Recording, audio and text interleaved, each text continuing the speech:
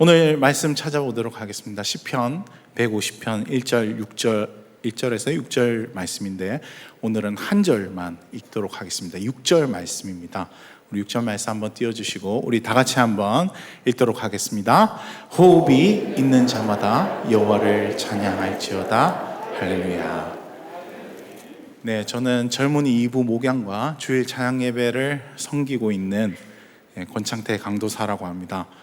제가 오늘 이 자리에 서게 된 것이 명지에서 첫 설교입니다. 그래서 너무너무 떨리고요. 지금 머리가 하얘지고 있습니다.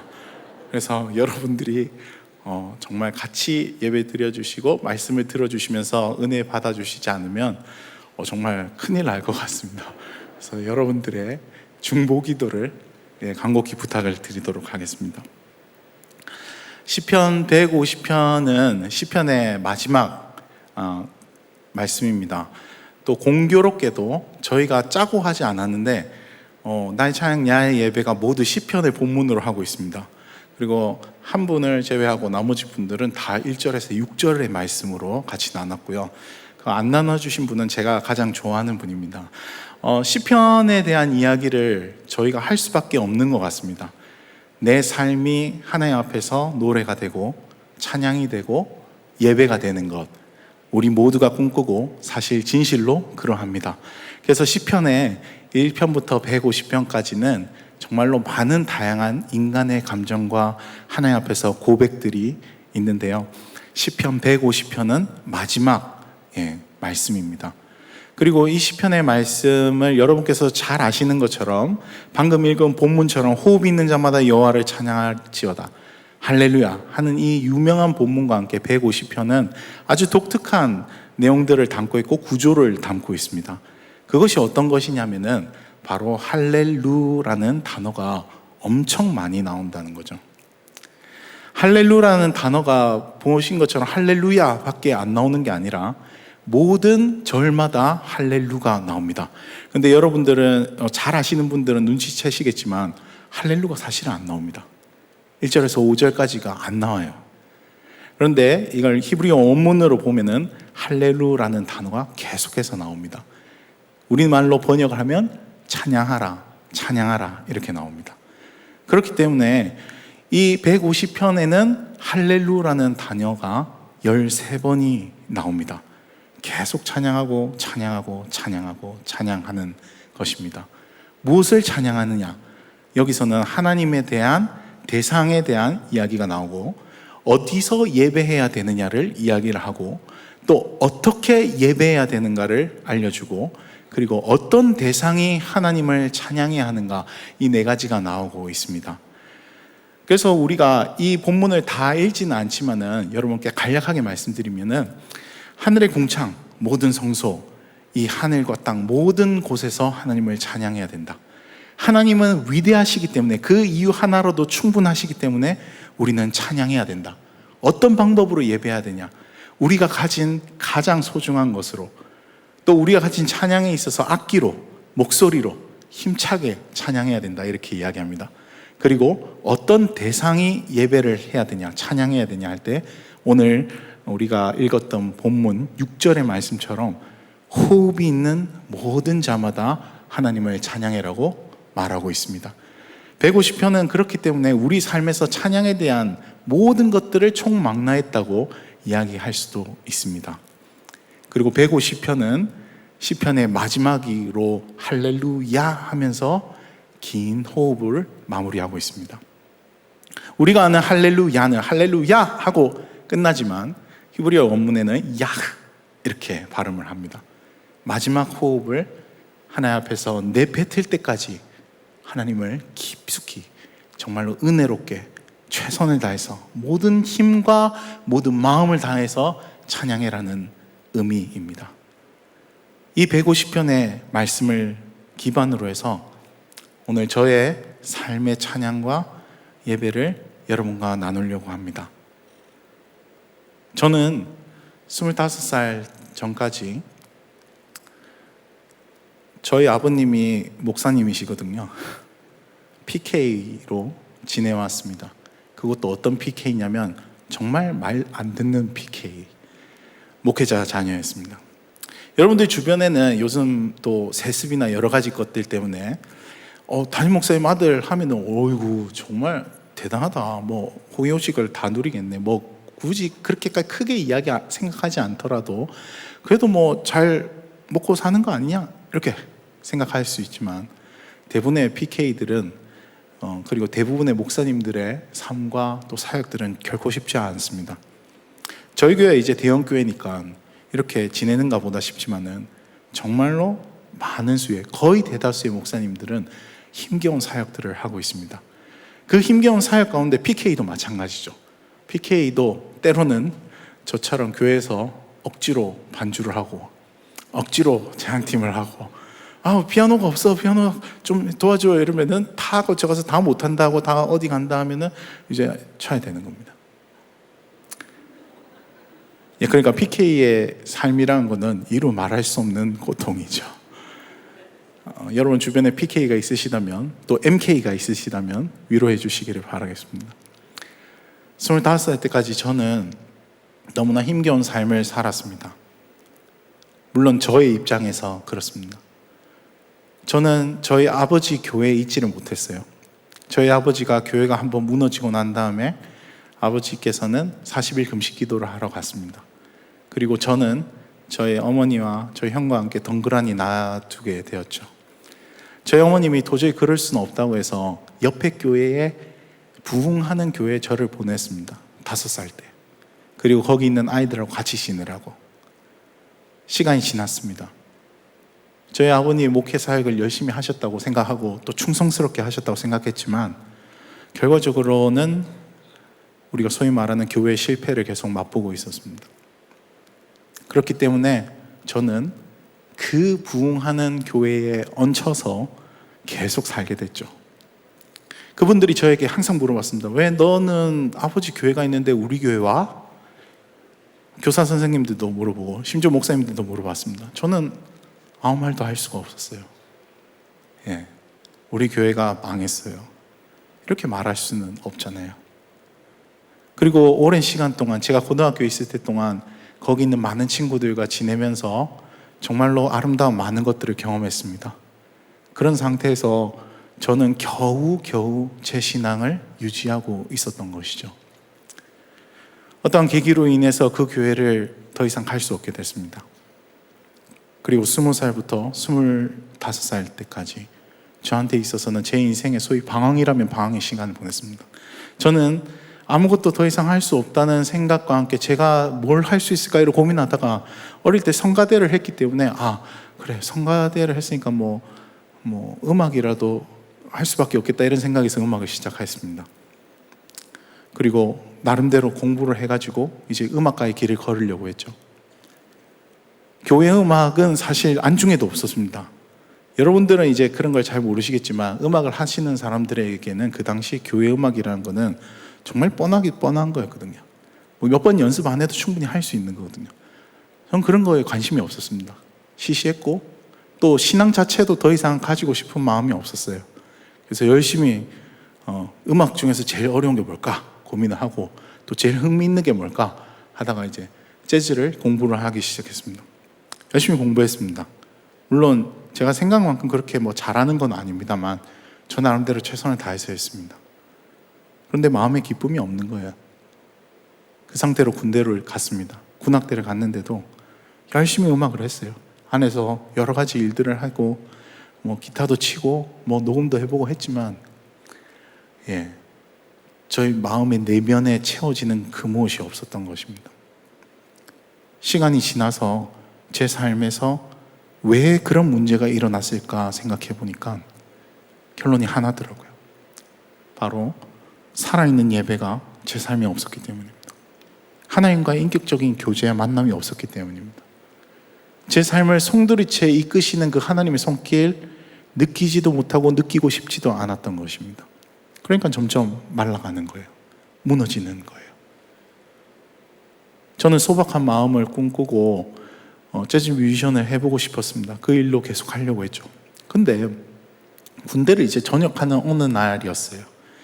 이제 그 며칠 아니면 이제 나는 이제 이 길을 계속 간다. 해야지, 내가 하고 싶은 거 해야지 했습니다. 근데 어느 날 한 친구가 오는 거예요. 이 친구를 2002년도에 한번 본 적이 있습니다. 제가 전역을 2005년도에 했으니까 제 나이가 어느 정도인지 대충 감이 오시겠습니다. 2002년도에 한 번 제가 그 친구가 가자는 그 교회 수련회에 제가 땜빵을 하러 갔거든요. 그 악기가 없다고 해가지고. 그래서 뭐 저는 뭐 사실 교회에 관심 없는데 그냥 뭐 이 친구가 너무 부탁하니까 그냥 그래 알겠다 이렇게 됐어요. 한 선생님을 통해서 그렇게 일들을 하게 됐고요. 그리고 시간이 지나서 3년 만에 그 제가 전역을 하기 며칠 앞두는 상황에서 이 친구가 저한테 온 거예요. 그리고 대뜸 말하는 겁니다. 혹시 찬양팀 할 생각 없냐고. 나는 뭐 우리 아버지 교회도 뭐 잘 그러는데 무슨 별로 관심 없어 그렇게 했는데 계속 강권을 해서 그래 그러면은 이렇게 하자. 그래도 뭐 모른 척 할 수는 없으니까 어차피 계속 볼 얼굴이면 한 번 딱 가보고 가서 그냥 인사하고 필요하면 한번 이렇게 섬기고 그렇게 이제 빠이빠이 하자 이렇게 됐습니다. 그리고 그 친구가 있는 교회로 갔어요. 그 친구 교회에 가서 저는 이제 한 번만 이제 그 찬양팀한테 인사드리고 이제 보고 뭐 만약에 반주가 필요하면 반주 한 번 하고 이제 끝 이렇게 하려고 했죠. 오시는데 제가 왔는데 그 찬양팀 막 연습하고 있다가 본당에서 연습하고 있다가 이제 마무리하고 거기 있는 이제 대표 전도사님께서 오시는 거예요. 그래서 오셔서 이렇게 보시면서 자네가 그 권창대냐 이렇게 하는 거예요. 그래서 네 맞다고. 그러니까 앞으로 잘해 봅시다 이러는 거예요. 그래서 제가 속으로 저는 한 번만 하고 가려고 했는데 잘해보자는 게 무슨 뜻이지? 그냥 그래서 뭐 나중에 설명을 그냥 드리자. 나중에 저는 한 번밖에 안 하고 그냥 갈 거라고 이렇게 이야기를 했습니다. 생각을 했습니다. 그리고 그 이제 수요 예배를 이제 할 때 그 팀이 섬기더라고요. 그 팀이 섬길 때 제가 이제 여기 예배에 한번 참석하고 그 다음에 반주하고 이제 끝내야겠다 이렇게 생각을 했습니다. 그런데 그 수요 예배가 저의 인생의 전환점이 될 줄은 몰랐습니다. 그때 제가 이 곡을 이제 듣게 되었는데 마침 그때 또 수요 예배 때 이 곡을 2번 하시는 거예요. 한 번 했다가 나중에 한 번 더 하시는 거예요. 근데 저는 이 곡을 딱 듣고 처음 들어보는 곡이었거든요. 근데 너무 제 마음에 울림이 되는 겁니다. 그게 뭐냐면 주님의 임재보다 더 큰 축복이 없다는 거예요.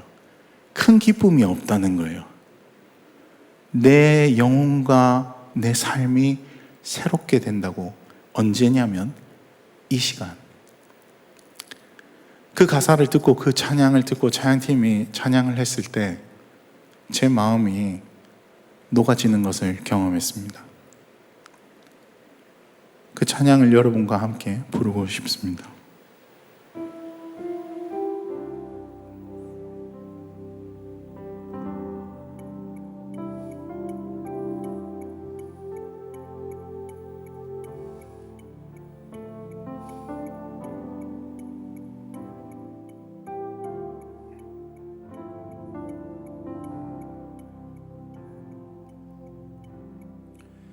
이 시간 모두 새롭게 되네.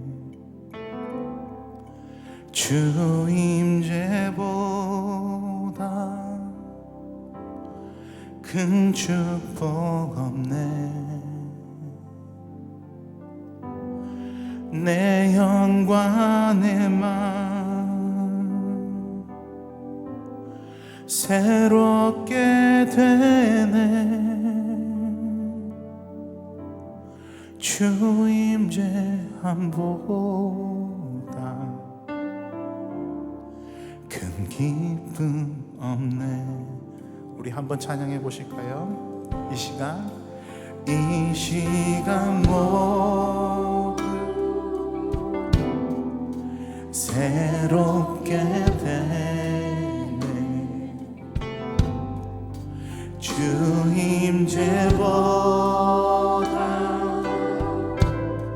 큰 축복 없네. 내 영광의 밤 새롭게 되네. 주 임재만 보라 큰 기쁨. 우리 더 높은 목소리로 찬양해 보실까요? 이 시간 모두 새롭게 되네. 주 임재보다 큰 축복 없네. 내 영광의 밤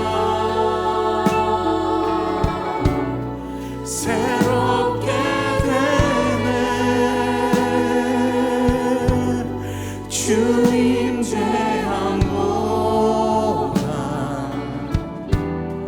큰 기쁨 없네. 내 영광의 마음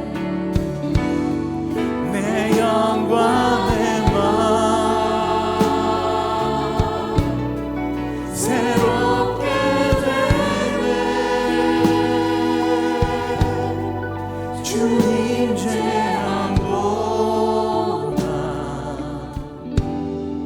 큰 기쁨 없네.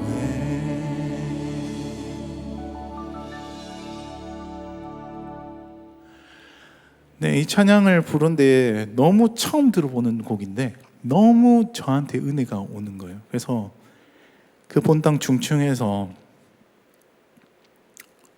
정말 펑펑 울었던 것 같습니다. 하나님, 다시 제가 새롭게 될 수 있을까요? 다시 제 삶이 회복될 수 있을까요? 다시 정말 주님만을 찬양하며 살 수 있을까요?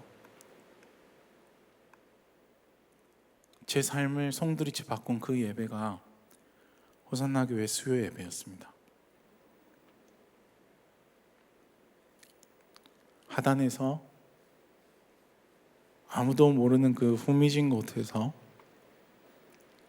무릎을 꿇고 기도했습니다.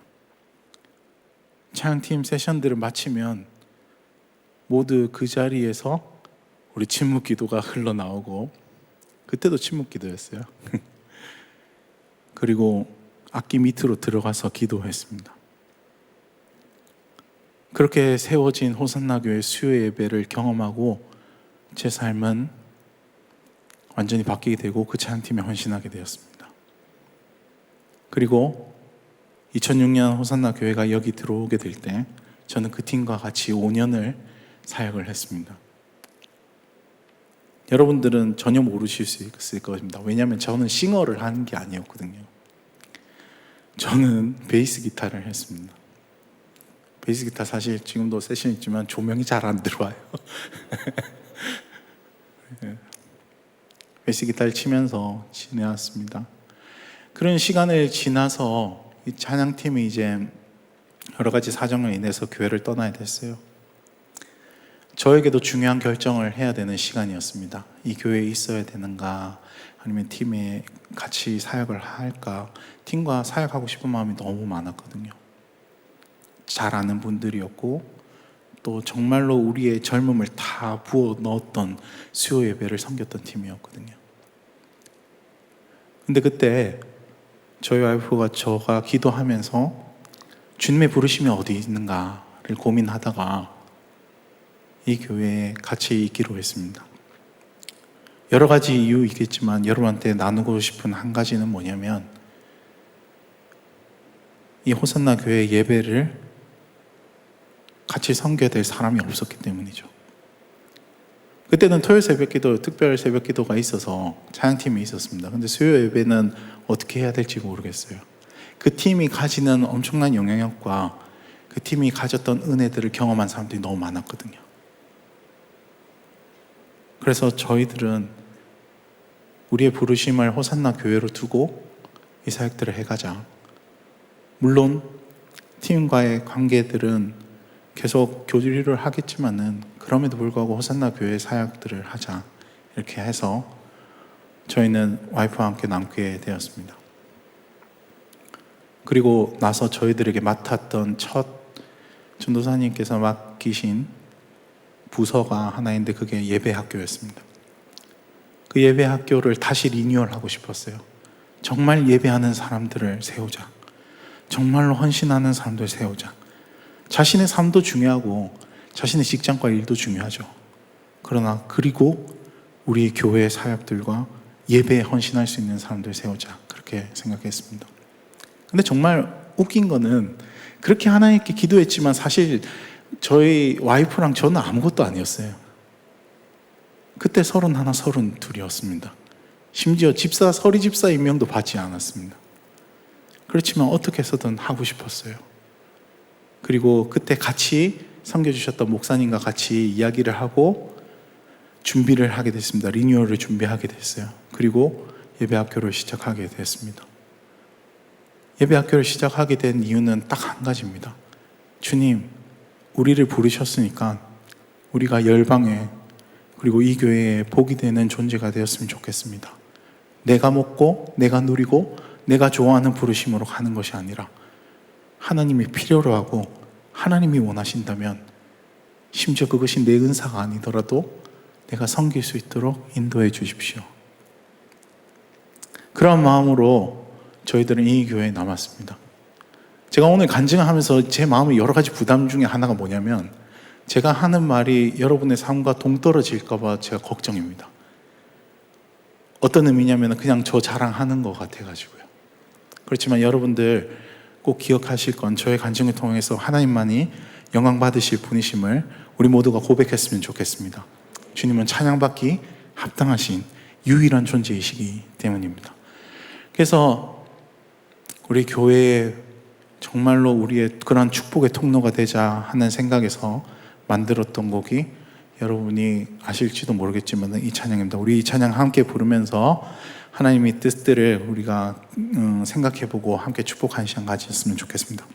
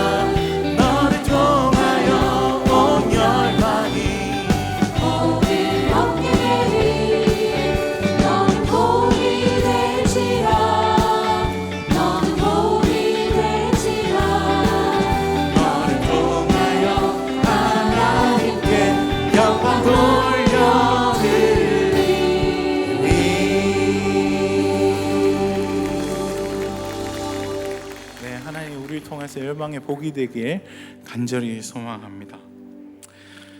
제가 이렇게 이 곡이 만든 지가 10년이 됐습니다. 정말 너무 감격스럽더라고요. 하나님이 나 같은 사람을 통해서 참 정말로 이 교회에 정말 복을 풍성히 부어주시는구나. 제가 그런 미천한 자인데 그런 쓰임 받게 돼서 너무 감사했습니다. 제가 그런 와중에 이제 2015년이 되었습니다. 2015년은 저희 교회에 정말 어려웠던 시간입니다. 담임 목사님이 공석이셨거든요. 1년간 부교육자들이 정말로 노력했습니다. 장로님들, 권사님들 정말 발에 불이 나게 뛰셨습니다. 중보기도실 계속 기도했습니다. 기도 내용은 너무나 간절했죠. 우리에게 새로운 담임 목사님 허락해 주십시오. 기도했습니다. 그 1년 동안에 저희는 담임 목사님 없이도 그러나 계속 기도하며 주님께 나아갔습니다. 왜냐하면 이 교회는, 호산나 교회는 주님의 교회이기 때문입니다. 주님의 교회이기 때문에 주님께서 세우실 것입니다. 너희 고백이기에 나의 교회를 세우겠다.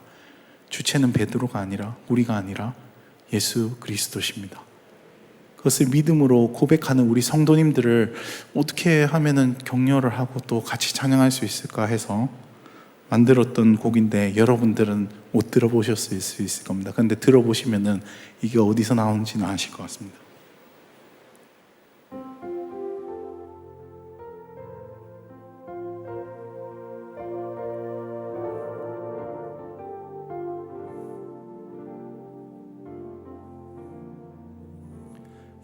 예수님 피로 세운 교회, 음부의 권세가 이기지 못하리라. 주님의 뜻을 우릴 통해 남김없이 이루시리라. 그래서 이 곡을 축도의 반주로 썼습니다. 주님께서 주님의 교회를 반드시 우리를 통해서 세우실 거라는 믿음 때문이었습니다. 이런 찬양을 만들면서 2016년 지나서 이제 우리 담임 목사님 오게 되셨죠. 너무 기쁜 일이었습니다. 우리에게는 새로운 변화, 새로운 시작, 새로운 도전이 우리에게 열렸던 것입니다. 그리고 시간이 지나서 저도 새로운 변화를 맞이하게 되었습니다. 저는 사실 그때 집사를 이제 받았고 어떻게 하면은 정말 예배학교를 더 잘할 수 있을까, 이런 고민 가운데서 제자 훈련을 신청하게 됐습니다. 예배학교는 사실 어떻게 보면 1대1 양육훈련처럼 1대1로 만나서 예배를 가르치고 나눔을 하는 시간이었습니다. 그런데 이제 우리에게 있어서 제자 훈련이 우리의 목회 사역이기도 하고 방침이기도 하고, 저는 제자 훈련을 통해서 우리 장년분들과 정말로 이야기하면서 하나님의 나라 의를 꿈꾸고 싶었고, 그런 말씀들을 나누고 싶었습니다. 제가 30기 제자 훈련 수료입니다. 그때 있던 같은 집사님들과 정말 치열하게 많은 이야기들을 했습니다. 즐거운 시간도 너무너무 많았었고요. 그래서 너무 기쁨으로 제자 훈련을 마치려고 하는 즈음에 방학 때 너무나 큰 또 변화를 제가 경험하게 됐습니다. 뭐냐면 그때도 수요 예배를 섬기고 있었습니다. 저기서 역시 제자 훈련을 하면서 하나님이 저에게 주신 목회의 마음, 목양의 마음, 말씀 전하는 사역자의 마음을 저한테 주셨습니다. 사실 저는 그 전부터 주변에 수많은 분들이 권집사, 창태 형제 신학 한번 해보지 않겠나, 그런 이야기를 들었어요. 근데 제가 한사코 절대 안 됩니다. 절대 안 됩니다. 그랬습니다. 첫 번째 이유는 저는 PK거든요. 저의 아버지처럼 그렇게 살고 싶지 않았습니다. 우리 아버지 너무너무 정말 밤이면 밤마다 새벽마다 기도하시고 말씀 전하셨던 분이죠. 그렇지만 너무나 많은 힘겨움을 또 경험하셨던 분입니다. 제가 그 삶을 바로 옆에서 봤잖아요. 야, 이거는 PK는 목사는 정말로 할 게 안 된다. 목사는 정말 너무너무 힘든 거고, 목사는 정말 할 사람이 해야 돼, 이렇게 생각을 했습니다. 두 번째 이유는 저한테 있어서는 좀 더 중요한 의미였습니다. 여러분, 제가 이렇게 솔직하게 이야기해도 쉽나 하나 싶긴 하지만 이게 우리 모두에게 도움이 되길 바랍니다.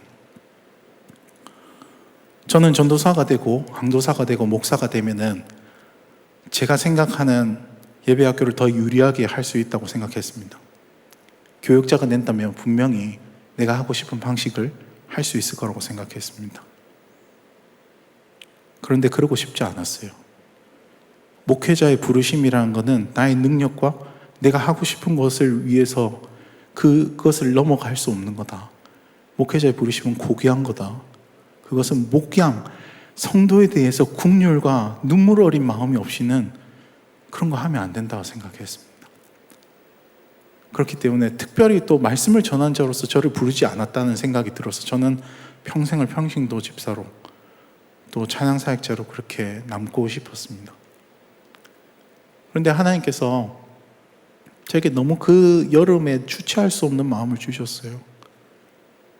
그래서 마태복음과 출애굽기를 읽으면서 모세의 심정, 그리고 예수님의 마음, 이런 것들을 생각하다가 딱 생각난 게 있었습니다. 2011년, 2015년 찬양팀이 호산나교를 떠날 수밖에 없는 여러 가지 사정과 내가 여기 남아있어야 되는 이유가 뭐였지? 담임 목사님이 없었던 그 공석의 자리에 왜 나는 여전히 이 교회에 있었던 걸까? 왜 그러한 곡을 만들었던 걸까?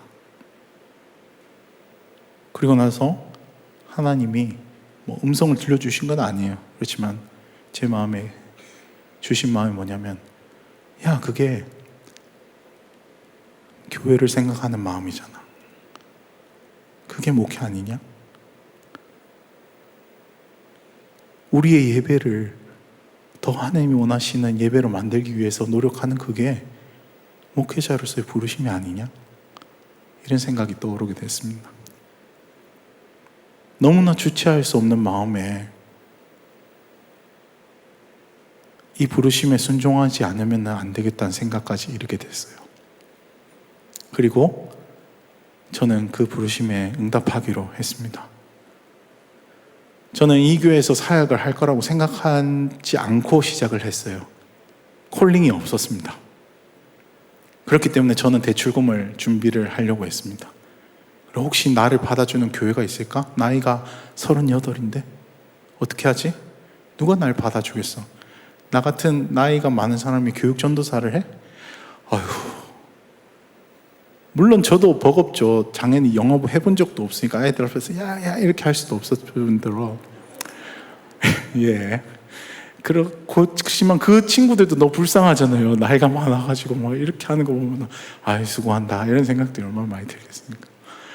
예, 그래서 너무 어떻게 하지 했지만 그냥 저를 던졌어요. 주님께. 주님, 부르심이 있다면은 그곳에서 불러주시겠죠. 그러면은 그렇게 하겠죠.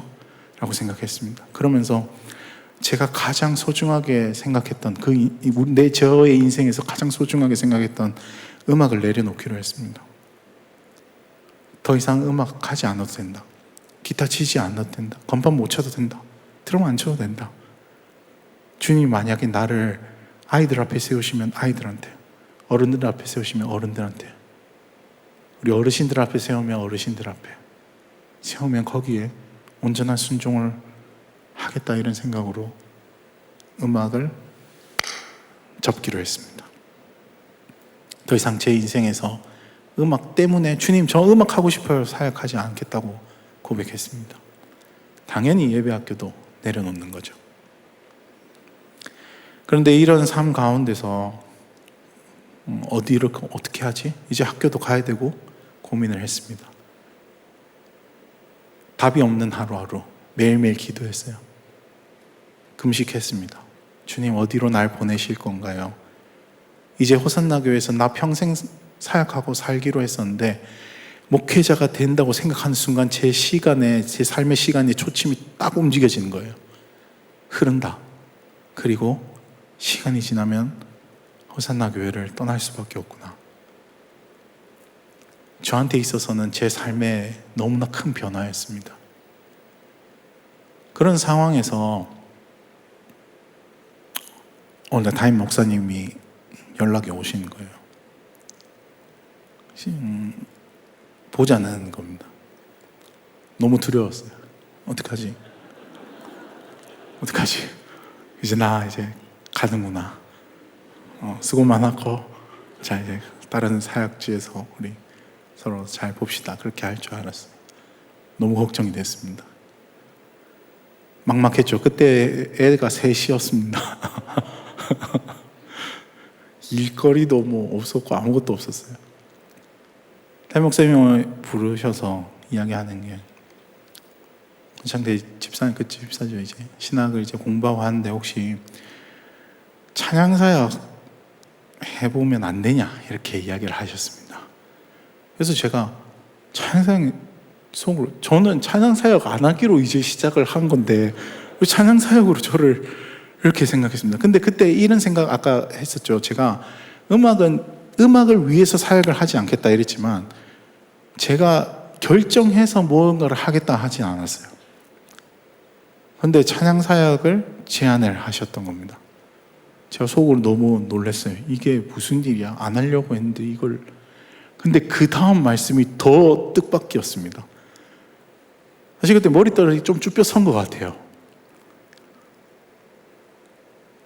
권창희 집사님이 주일 예배 찬양 인도를 하시라고 그렇게 하시는 거예요. 예? 예? 여러분, 제가 지금은 이제 6년째 되고 있습니다. 찬양사역을 주일 앞에서 2018년부터 했는데 그 전까지 저는 예배 인도를 해본 적이 없습니다. 중보기도 팀에서 그 모임 10명, 20명 있는 데서 그냥 찬양 이렇게 하고 뭐 반주 필요하면 반주하고 이랬지만은 그것도 뭐 한 3, 4개월을 했었나요? 근데 갑자기 여기로 부르시는 거예요. 그래서 제가 예배 인도하는 거를 제대로 보셨는지도 궁금했고 제가 뭘 하는 사람인지는 아실까 이런 생각도 했는데 그렇게 말씀하셔서 좀 어지러웠던 것 같습니다. 그러나 제가 분명하게 하나님 앞에서 약속한 게 있기 때문에 담임 목사님 말씀에 둘도 노라고 하지 않고 바로 예스 했습니다. 그리고 바로 사역들이 이제 시작되었죠. 그렇게 해서 지금까지 제가 여기에서 찬양을 인도하게 됐습니다. 첫 주는 기억도 안 나는 것 같아요. 그 벌벌벌 떨면서 식은땀이 나가지고 한부 예배를 마치면 무대 뒤에 통로가 있거든요. 통로에 들어가고 벽에 붙어가지고 땀이 줄줄줄줄줄 해가지고 내가 멘트를 지금 뭘 했는지도 전 생각이 안 나고 막 주일 예배 유튜버 모니터링도 생각 못해요. 너무너무 두려워가지고 그랬습니다. 밤에 잠을 못 잤어요. 새벽에 일어나면은 한 2시, 3시부터 이제 한 10분씩 깨는 겁니다. 정말로 죽을 맛이더라고요. 그렇지만 하나님의 부르심의 뜻과 계획이 있다고 저는 믿었습니다. 그러면서 제가 담임 목사님과 같이 이렇게 임내송을 이제 저희가 준비해보자 이렇게 하다가 담임 목사님이 이번에 우리가 드려질 정말 예배를 위한 찬양은 하나님 앞에서 정말 원초적인 고백을 하는 찬양을 했으면 좋겠다. 정말 하나님의 예배자로서 내가 탁 터지는 그런 고백, 가장 깊은 시면에서 드릴 수 있는 고백, 우리가 그 고백을 주님 앞에 드리자 하고 말씀하셨어요. 그리고 몇 단어를 이야기하셨거든요. 근데 그게 제 마음에 확 꽂히는 겁니다. 맞아. 예배자는 딴 거 다 생각할 필요 없어. 정말 주님 앞에서 내가 드릴 수 있는 가장 시면에 있는 고백, 내 삶의 주인이신 하나님께 가장 시면의 고백을 드리는 거야. 그렇게 주님을 같이 찬양하자. 온 성도들과 함께 찬양하자. 이렇게 해서 만든 곡이 이 곡입니다. 그 곡의 가사를 아예 담임 목사님이 말씀하신 거를 제가 그냥 붙여버렸어요. 목사님에게는 죄송한 마음을 그리고 너무 제 마음이 있어서 그래서 이 곡을 만들었죠. 사랑합니다 주님, 경배합니다 주님, 나의 모든 것 드려 찬양합니다.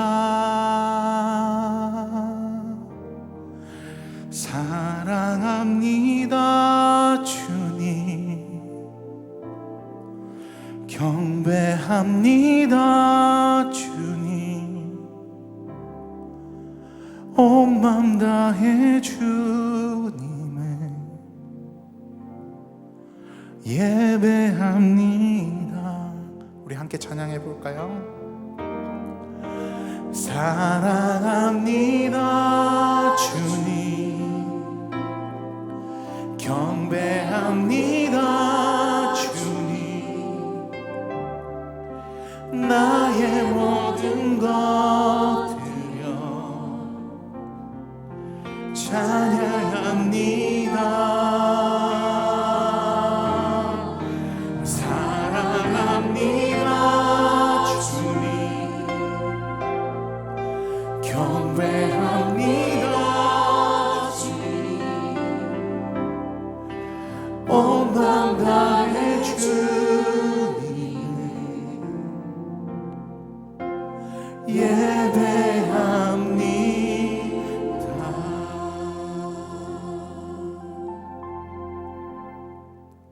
이런 곡을 만들게 되었습니다.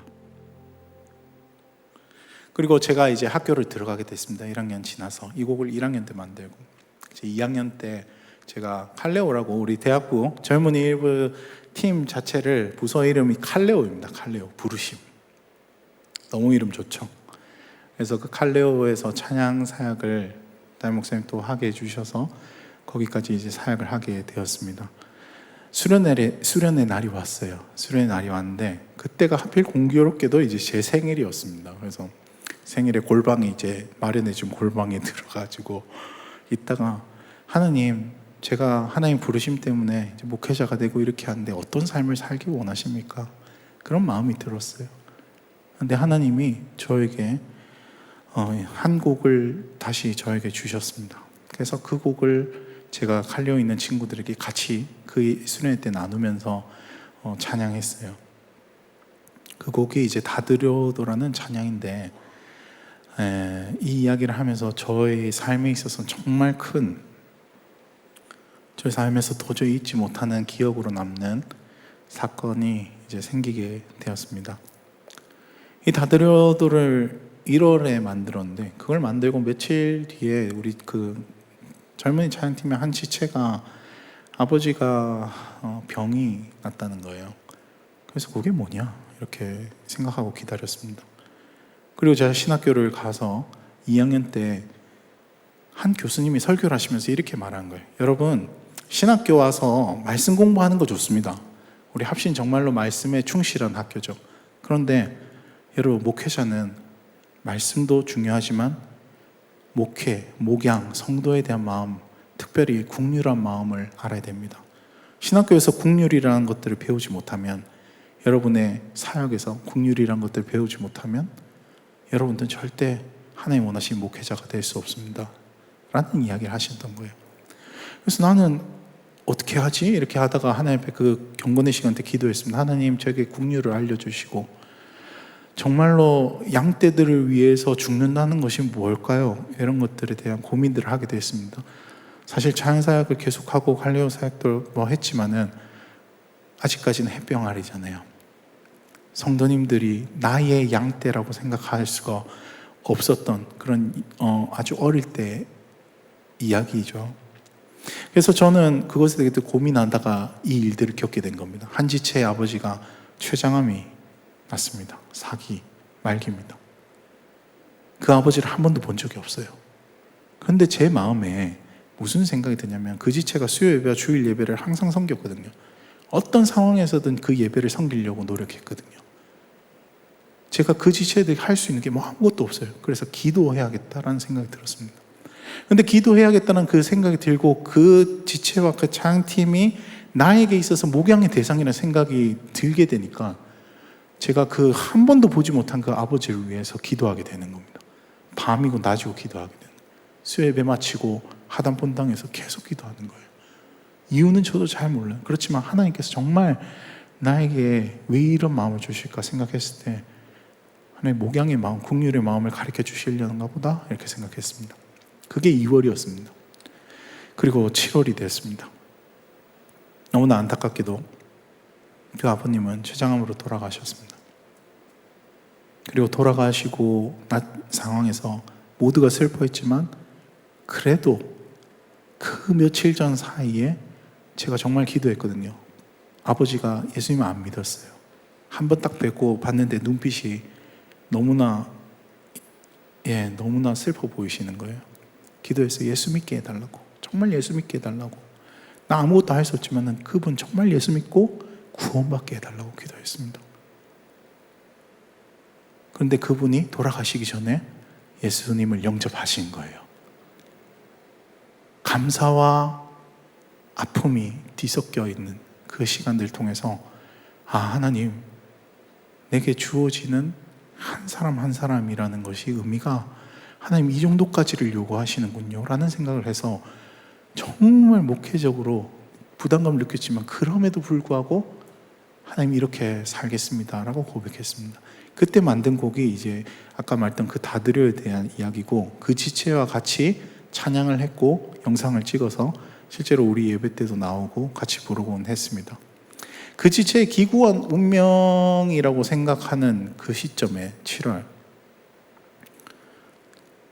그분이 돌아가시고 채 일주일이 안 되어서 저한테도 저희 가족에게도 아주 큰 충격과 같은 이야기들을 저희들이 듣게 됐습니다. 저희가 아까 그 자녀가 셋이라고 했죠. 그 자녀의 첫째 딸이, 제 자녀의 첫째 딸이 병원에 가기 3주 전에 막 토를 하는 거예요. 계속 막 토를 하고 뭐 먹지를 못하고 있는 거예요. 그래서 이 친구가 왜 이러냐 이렇게 계속 3주 동안을 고민을 하고 있다가 결국 안 돼서 이제 큰 병원에 갔습니다. 종합병원 갔는데 너무나 큰 이야기를 들은 겁니다. 저희 첫째 딸이 뇌종양이 걸린 겁니다. 뇌는 보면은 이렇게 보면 뇌 안에는 연수라는 게 있습니다. 이 신경 이게 쭉 내려와서 온몸에 이렇게 연결되는 그 선이 있거든요. 그 연수에 암이 생긴 겁니다. 종양이 생긴 거예요. 소아암 환자의 10%의 확률입니다. 정말 말도 안 되는 확률이죠. 10분의 1밖에 안 되는 확률이 내 딸에게 생겼다니 어떻게 할지 몰랐습니다. 제 삶에서 이렇게 큰 일 겪어보리라고 생각 못했거든요. 근데 그 순간에 제가 뭐가 기억나는 줄 아십니까? 다 드려도가 생각나는 거예요. 다 드려의 가사에 내 모든 것 주님께 드리리, 내 모든 삶 주님의 것이니 다 드려도 아깝지 않습니다 라는 고백이었어요. 제 삶에서 그 고백의 노래에 대한 예수님이 저에게 묻는 것 같았어요. 진짜 다 드려도 아깝지 않느냐? 내게 다 주어도 아깝지 않느냐? 그날 와이프랑 저는 하나님 앞에서 너무나 많이 기진맥진한 상태로 서울과 부산에 왔다가 하면서 세상에 그렇게 많이 울어본 적은 없는 것 같아요. 첫째 딸을 왜 이렇게 하셨을까라는 고민이 많았습니다. 그러나 저는 제 노래가 그냥 불려지기 원했던 게 아니라 진짜 제 삶의 노래가 되고 싶었거든요. 내가 하나님께 드릴 수 있는 가장 정직한 고백을 하고 싶었거든요. 그래서 저는 결심했습니다. 내 딸이 너무 중요하지만, 내 딸이 너무 중요하지만 내 교회를 버릴 수는 없어. 나의 예배를, 우리의 예배를 포기할 수는 없어. 그래서 와이프랑 저는 여기 지금 있는 수요 찬양팀도 10년 이상을 계속 사역하고 있습니다. 그때 저랑 같이 있었고요. 정말로 그 첫째 딸을 위해서 자신의 시간들을 다 내어놓고 섬겼습니다.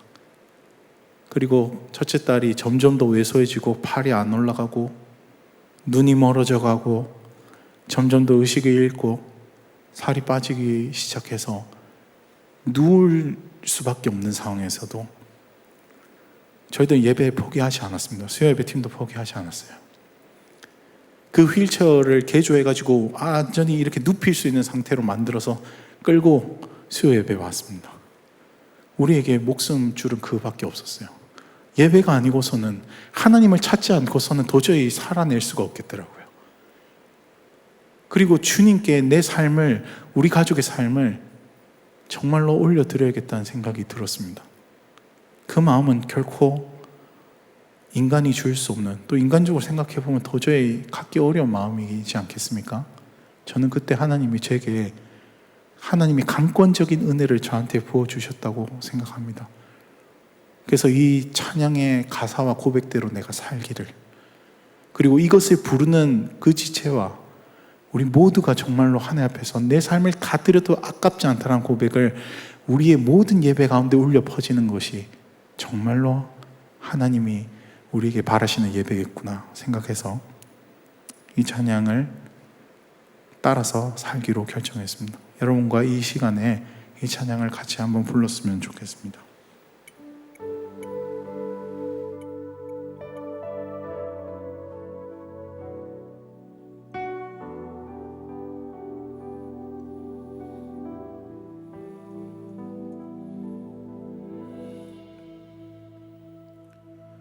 다 드려도 아깝지 않으리, 내 모든 것 주님께 드리리, 내 모든 삶 주님의 것이니, 다 드려도 아깝지 않으리. 다 드려도 아깝지 않으리, 내 모든 것 주님께 드리리, 내 모든 삶 주님의 것이니, 다 드려도 아깝지 않으리. 내 시간, 내 삶도 주님께 다 드리리, 산제물로 산예배로 주님을 경배합니다.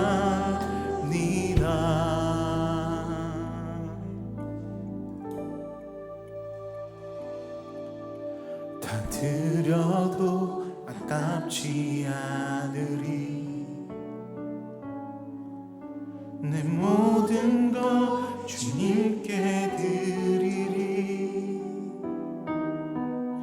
내 모든 삶 주님의 것이니, 다 드려도 아깝지 않으리.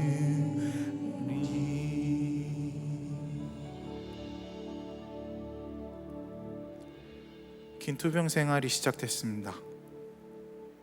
그때 수요 예배도 나왔습니다. 중보기도. 길면 6개월, 짧으면 3개월.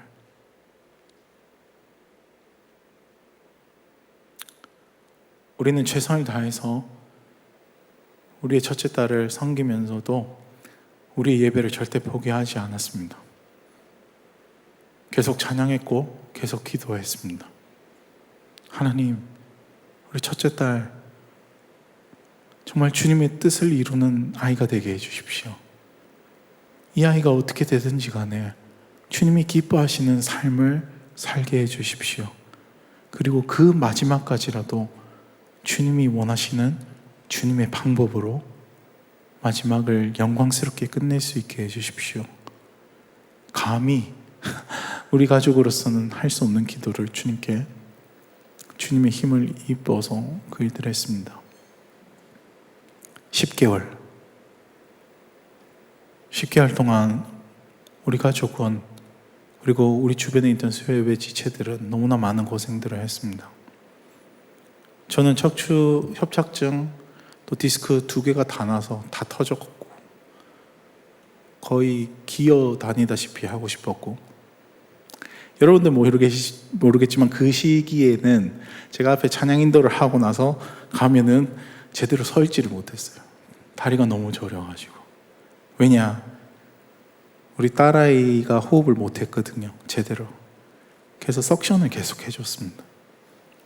계속 해주니까 허리가 이상이 생길 수밖에요. 저희 와이프와 저는 12시간씩 교대로 그 일들을 했습니다. 집에서 못 오고 거기서 차에서 그냥 잤어요. 그리고 아침에 일어나면 또 와서 석션하고. 그 기간에 지체들은 또 와줘서 저희 아이들을 다 봐줬어요. 둘째, 셋째를 다. 그렇게 해서 10개월 동안 정말로 하나님의 은혜로 일들을 계속 할 수 있었습니다. 사역을 멈추지 않았습니다. 예배학교 또한 멈추지 않았습니다.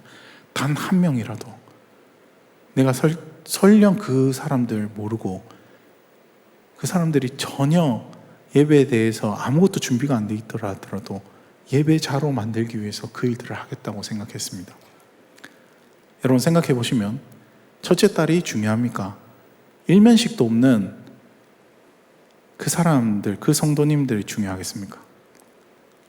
뭐 답이 뻔합니다. 당연히. 그리고 저도 사실 마음에 계속 지금도 제 마음에 여러 가지 어려움들이 있어요. 우리 저번 주도 했지만 또 명절이기도 하지만 가족이 정말 중요합니다. 가족을 정말 사랑해야 되고 함께 있어야 되는 게 맞죠. 근데 그 순간에 저는 하나님께서 주신 저의 부르심이 그 순간에는 정말 교회를 섬긴 거 포기해서 안 되겠다 이 생각이 들었어요. 그래서 주님의 부르심을 따라서 그 일들을 했고 너무나 감사하게 저의 부족한 부분들을 우리 지체들이 많이 섬겨주었습니다. 그 시간에 만들었을 곡이 몇 곡이 있습니다.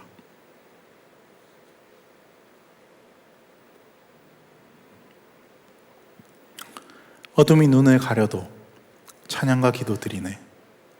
우린 절대 물러서지 않으리.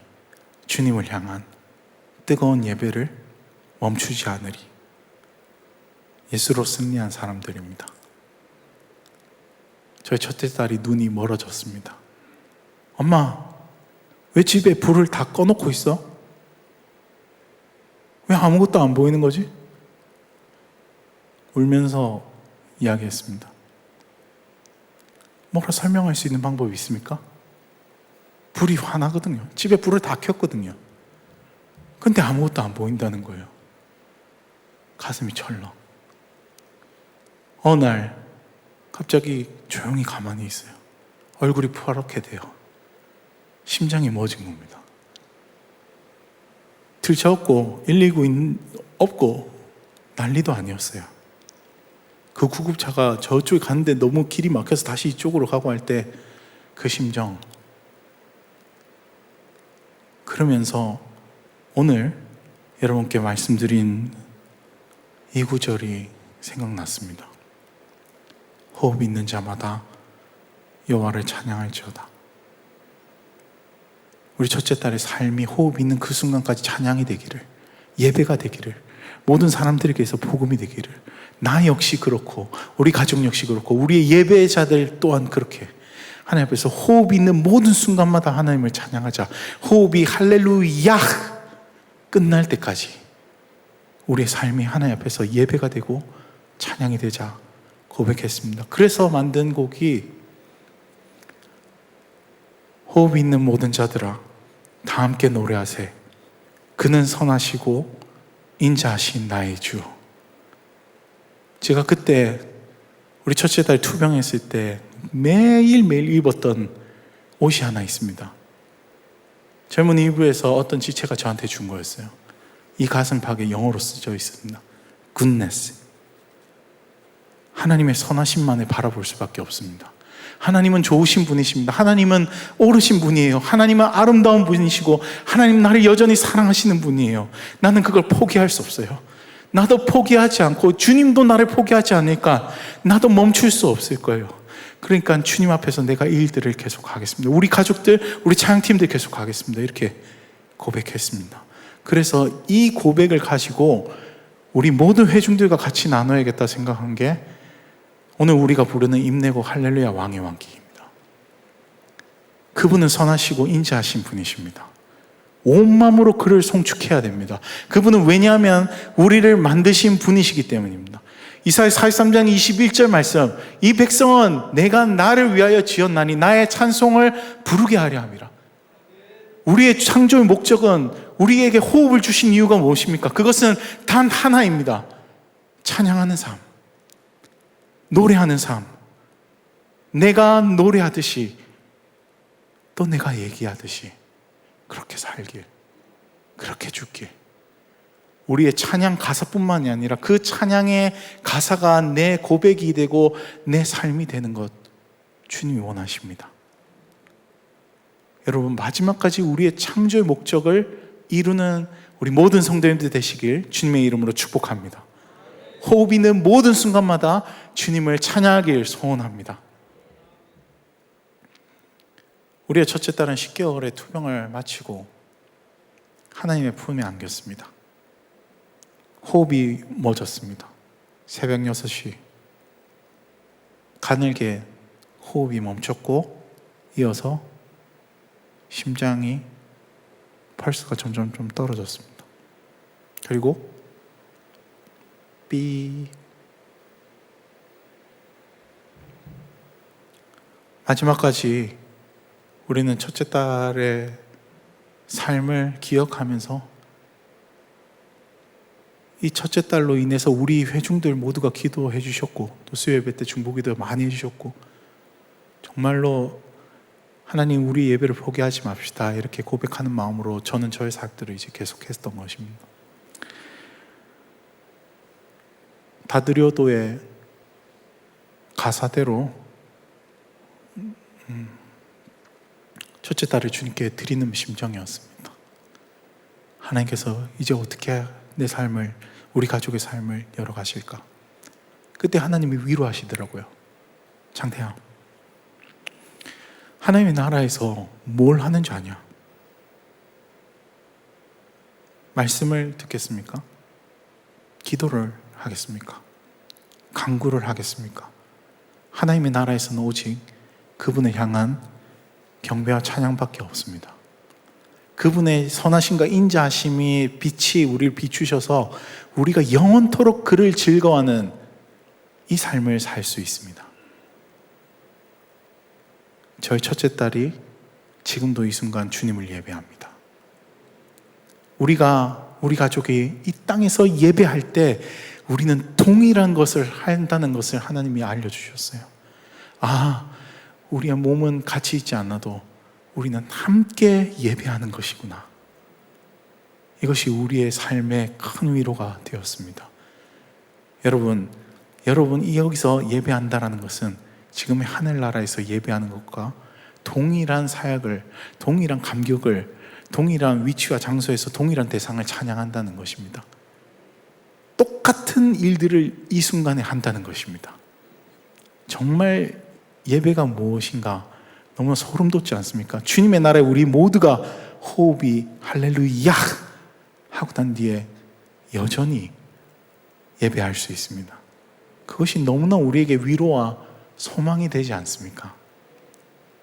그렇기 때문에 이 천국의 예배의 모형인 우리의 예배에 더욱더 우리가 마음을 쏟아야 될 것입니다. 여러분들 사랑하는 사람들이 있습니까? 그분들 하나님의 나라 일찍 가셨습니까? 여러분이 예배할 때 동일한 마음으로 함께 예배하고 있는 천국의 예배자들, 여러분이 사랑하는 지체들이 거기 있습니다. 여러분, 복음을 전해야 되는 이유가 무엇입니까? 하나님의 나라에 이 땅에서도 예배하기 위해서 복음을 전한 것입니다. 여러분의 사랑하는 지체들에게 복음을 전하십시오. 복음을 드러내시면 그분들과 하나님의 나라에서 영원토록 예배하게 될 것입니다.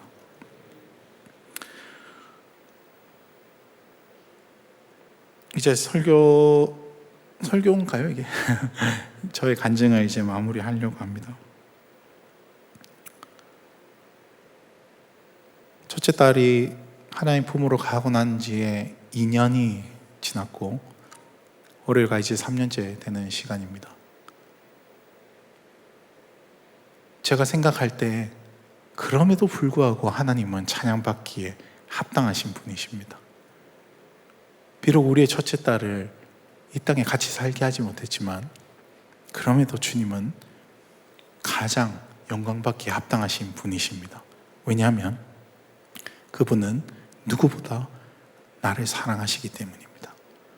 그 어떤 누구보다 나를 위해서 책임지시는 분이시기 때문입니다. 그리고 저희가 이렇게 생각했습니다. 첫째 딸, 내가 아무리 사랑해도 주님만큼 사랑할 수 없다. 주님이 우리 첫째 딸 더 사랑하신다. 그렇기 때문에 우리 첫째 딸은 주님의 부르심을 입은 자로서 하나님 나라에 간 거야. 그러니까 우리 슬퍼하지 말자. 사망아, 너희 쏘는 것이 어디 있느냐? 예수 믿는 사람이라면, 하나님의 나라에 소망이 있고 진짜 그것이 진실이라고 믿는다면 우리 이것 때문에 너무 슬퍼해서 안 된다. 낙심해서는 안 돼. 우리는 이미 천국을 소유한 사람이니 우리 첫째 딸이 더 지금 죄를 짓지 않는 상황에서 더 충분한 만족감과 더 영원한 안식에 있다는 것으로 기뻐하자. 오히려 우리가 우리 고민을 해야 돼. 걔는 우리 고민하지 않아. 우리는 여기서 지금 죄와 싸우고 힘들게 하고 막 모여서 하고 막 예배도 드리려고 하면 막 밤잠을 새워서 하고 하잖아요. 그런 수고가 천국에는 없잖아. 여러분, 진정한 성도의 고백이라면은 저는 이 고백을 따라야 한다고 믿습니다. 여러분, 너무 힘들고 어렵고 각박하고 죽음이 코앞에 있고 여러 가지 가난과 질병과 여러 문제로 어려우신 분들, 하나님은 결코 거짓말하시는 분이 아니십니다. 하나님은 우리의 삶에 가장 좋은 것을 분명히 주시는 분이십니다. 가장 좋은 선택을 우리에게 허락하시는 분이십니다. 그러니 걱정하지 말고 주님을 찬양하십시오. 호흡이 마지막으로 떨어질 때까지 주님을 찬양하십시오.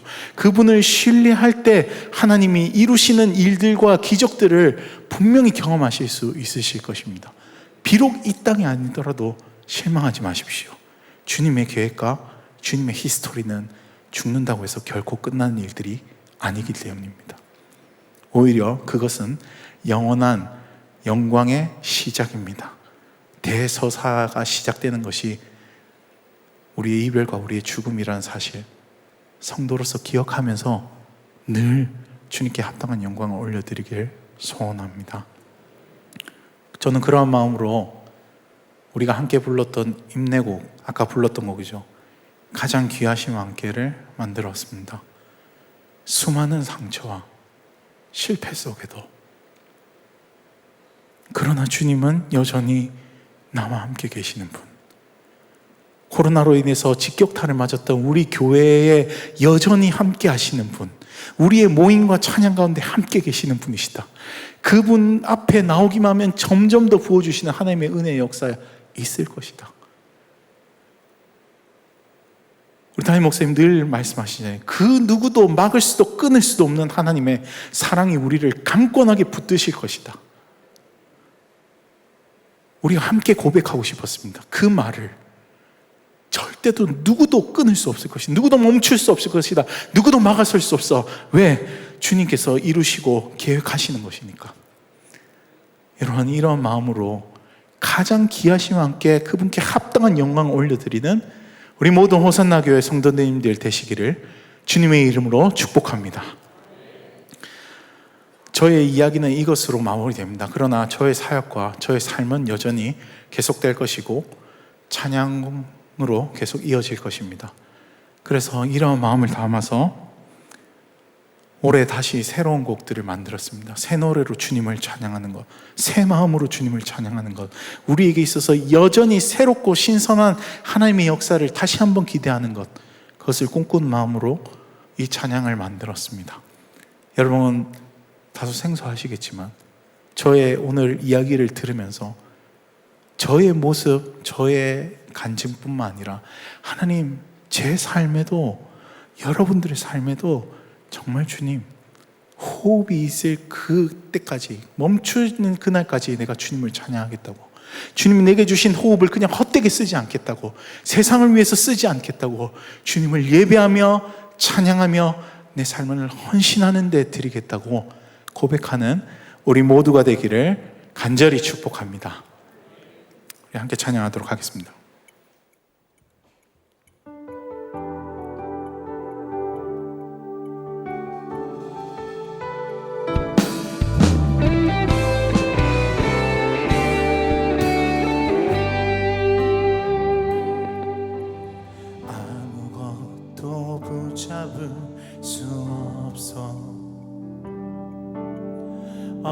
어둠 속으로 빠져들 때 십자가 그늘 주 영광 보이사 주의 길 인도하시네. 모든 것이 미해져가고 두려움으로 가득 찰 때 창세전부터 약속하신 나를 절대 놓지 않으시네. 갈급한 마음 채워주시리 주님. 선으로 모두 바꿔주시리 주님. 주 사랑하는 자 뜻대로 부르신 자 나는 결코 무너지지 않네. 깨어진 마음 만져주시리 주님. 눈물 자국 다 닦아주시리 주님. 주의 사랑 안에서 모두 회복되리라. 주의 약속은 변함없네. 우리 함께 찬양하겠습니다. 아무것도 붙잡을 수 없어.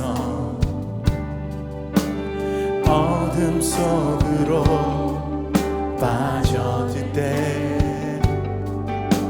십자가 그늘 주 영광 보이사 주의 길 인도하시네. 모든 것이 미해져가고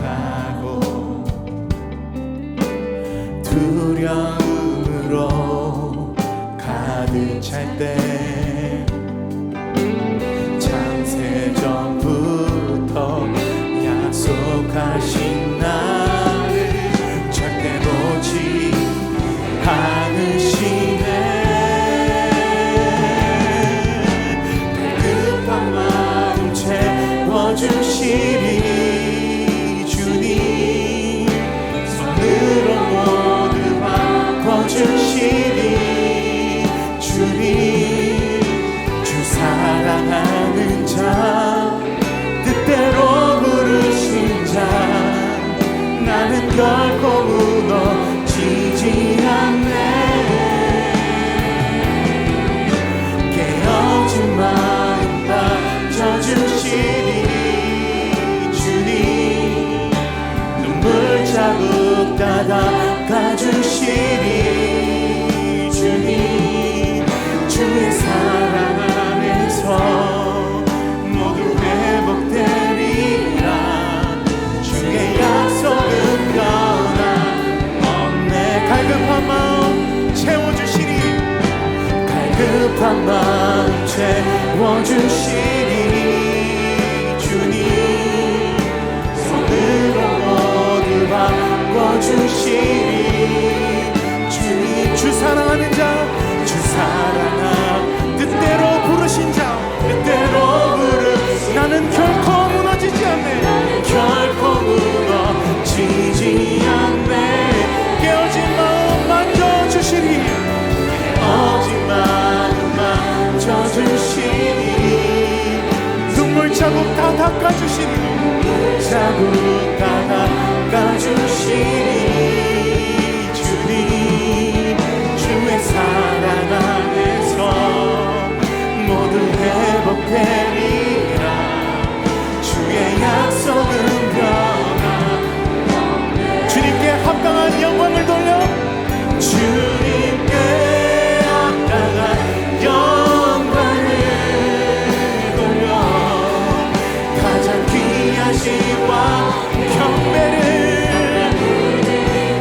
온 땅에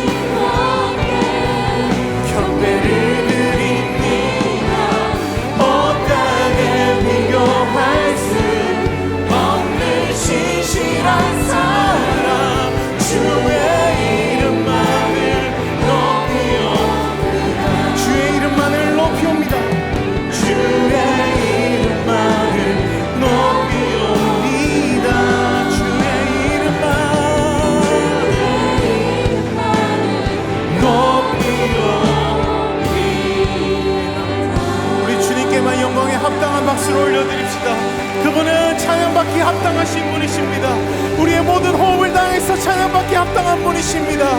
할렐루야. 이 시간에 결단하는 기도 주님께 올려드립시다.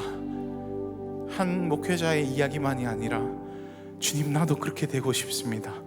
호흡이 있는 자마다 여호와를 찬양할지어다. 하나님, 나도 나의 숨이 붙어있는 모든 순간까지 주님만을 예배하겠습니다. 주님이 나를 가장 사랑하시기 때문입니다. 주님이 나를 가장 좋아하시기 때문입니다. 주님만이 나를 책임질 수 있기 때문입니다. 주님만이 나와 영원히 함께 있을 수 있기 때문입니다. 이 시간에 우리 주여 한번 외치고 정말 가장 귀하신 하나님께 내 삶을 올려드리겠다는 고백을 주님께 한번 올려드리고 같이 기도하겠습니다. 우리 주여 한번 외치겠습니다. 주여